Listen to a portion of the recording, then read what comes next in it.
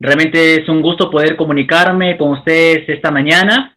Realmente cada vez que nosotros podamos interactuar juntos en estos temas de literatura, sentimos una gran satisfacción de poder conocer algo de nuestro Perú, porque estamos estudiando literatura peruana, porque estamos en este cuarto año de secundaria, estamos tratando de hacer un balance histórico de nuestra literatura.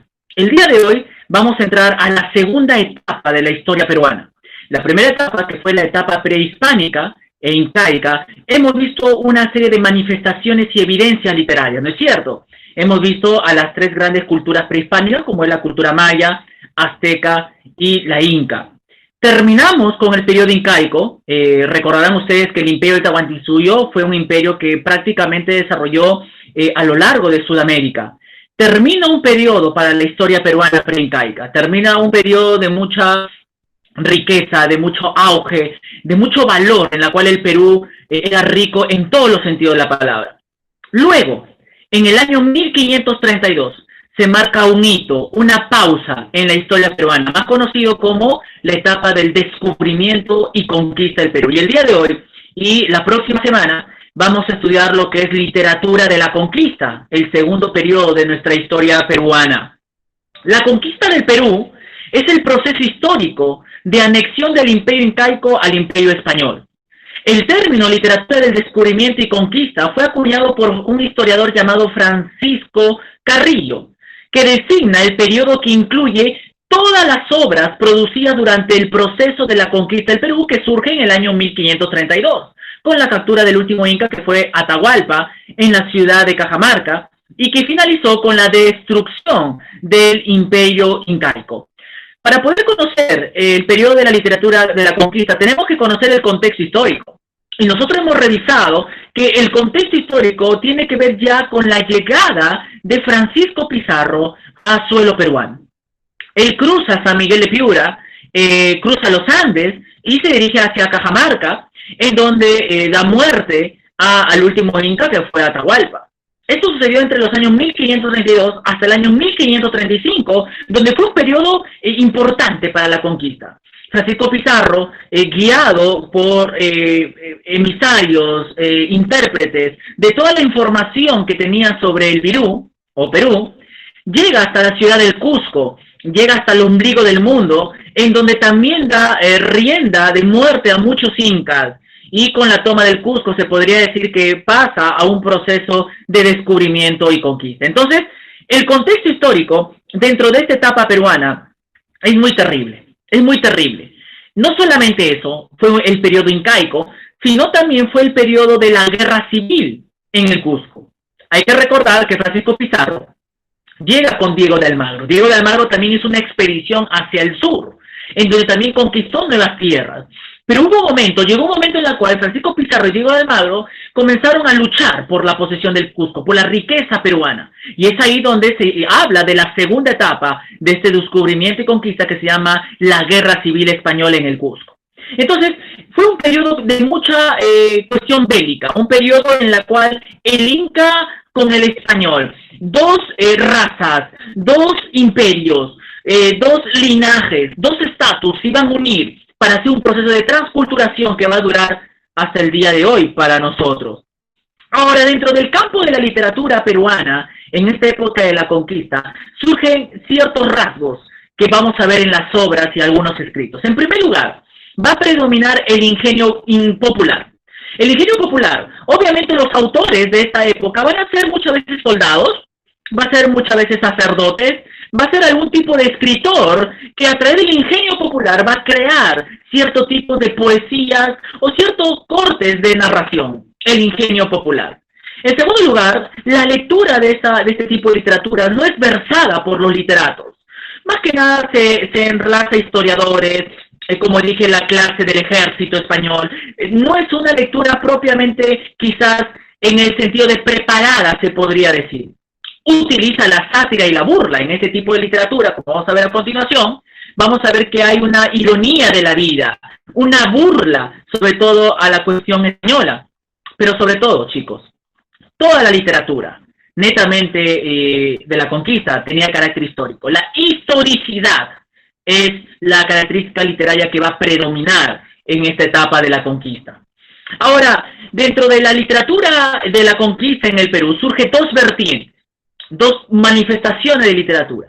Una, la vertiente popular, que va a ser una vertiente netamente dirigida a la clase popular, creada para la clase y por la clase popular. Dentro de esta vertiente popular va a haber dos manifestaciones literarias. En primer lugar, lo que son las coplas. Tú tienes un material ahí en casa, quiero que sigas conmigo, por favor. Las coplas. Es una composición breve y popular. La utilizaron los soldados para protestar y burlarse de sus jefes. Esta vertiente es reflejada por características como pequeñas poesías, el reflejo de un mundo bélico, las guerras, y el estilo apresurado, como ellos en cualquier momento de la vida componían. Por su estructura, sus versos son de arte menor, o sea, son de 8 sílabas, y utilizan un castellano vulgar. El idioma castellano va a ser el idioma que se va a comenzar a implantar en la época de la conquista. Esta transculturación con el idioma quechua, el idioma castellano se va a imponer en la época de la conquista. Vamos a ver aquí dos coplas. Mira esta copla anónima que dice así: Almagro pide paz, los pizarros, guerra, guerra. Ellos todos morirán y otro mandará en la tierra. No esas coplas dedicadas a Diego Almagro de alguna otra manera. Vamos con Juan de Sarabia, que fue un soldado también, que compuso la siguiente copla. Pues señor gobernador, mírenlo bien por entero, que allá va el recogedor y acá queda el carnicero. ¿No? Como que dando esa burla, esa sátira a los gobernantes españoles de la época. Entonces, podemos ver aquí dos manifestaciones literarias de las coplas. Ahora, los romances también fue parte de la vertiente popular. Los romances, en su composición es un poquito más extenso. Esta vertiente reflejada por esta característica de ser una composición popular, tiene una terminación de rima mixta o libre, auténticamente española, porque el romance viene de España, y son más extensos que las coplas. Por ejemplo, aquí tenemos un romance dedicado a la muerte de Diego de Almagro, por Alonso Enríquez de Guzmán, que dice así: Católica, sacra real majestad, César Augusto, muy alto monarca, fuerte reparo de Roma y su barca, en todo lo humano de más potestad, el rey se procura saber la verdad, Crisoldo se funde la recta justicia, pastor que son constantemente cualquiera misiva, conserva el ganado por una igualdad. Bueno, como que tiene cierta rima, ¿no es cierto? Cierto ritmo a la terminación de los versos. Pero de eso se trata. El romance es otra manifestación y forma poética propio de España. Era una literatura imitada. El Perú se estaba formando, chicos, en literatura. A lo largo de los años vamos a ver cómo el Perú se va formando, cómo los escritos se van consolidando. Primero por intervención española. Las coplas y los romances. Esta fue la versión popular o la vertiente popular. Vamos ahora a la vertiente, una de las vertientes más importantes que nos va a acaparar la sesión de hoy día y la próxima semana, que es la vertiente culta. Y en la vertiente culta, la composición literaria va a ser las crónicas. ¿Qué son las crónicas? En realidad las crónicas viene a ser un género nuevo. Es un género que más se desarrolló en la época de la conquista. En realidad, gracias a los cronistas, sabemos el pasado de los incas. Gracias a los cronistas españoles y mestizos e indígenas, conocemos lo que pasó en el Tahuantinsuyo. La crónica tiene su ascendencia española y es el primer género mestizo. En ella recoge las emociones de las luchas, los relatos de los caciques prisioneros. Pero pasado el estruendo bélico, la guerra de la conquista o de la guerra civil entre los españoles, la crónica se inclina a recoger las tradiciones del pasado indio, a reconstruir la historia de los príncipes y dinastía de los incas, de sus leyes e instituciones. Es una vertiente culta, una vertiente que se desarrolló con ciertas características. Tiende al lado a ser histórico, tiende al lado a ser más versado, más profesional, más narrativo, con un lenguaje formal y netamente de influencia española.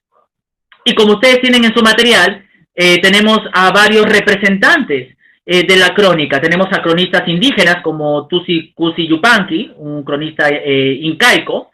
Tenemos a los cronistas españoles como Pedro Cieza de León. Y tenemos a los cronistas mestizos. Y un representante de la crónica mestiza en el Perú fue sin duda el Inca Garcilaso de la Vega. El Inca Garcilaso de la Vega, el máximo representante de la literatura de la conquista, ya yéndose para la época colonial, en donde él comienza a reconstruir el pasado incaico y comienza a poder proponer una literatura diferente para los peruanos. Gracias a este hombre podemos conocer el periodo de los incas, sus tradiciones y costumbres. A este escritor lo vamos a tratar la próxima semana con su obra Los Comentarios Reales. Así que hemos visto un poco del panorama de esta literatura de la conquista y esperemos que ahí en casa puedas seguir con los apuntes y las instrucciones que te voy a dejar a través de la plataforma.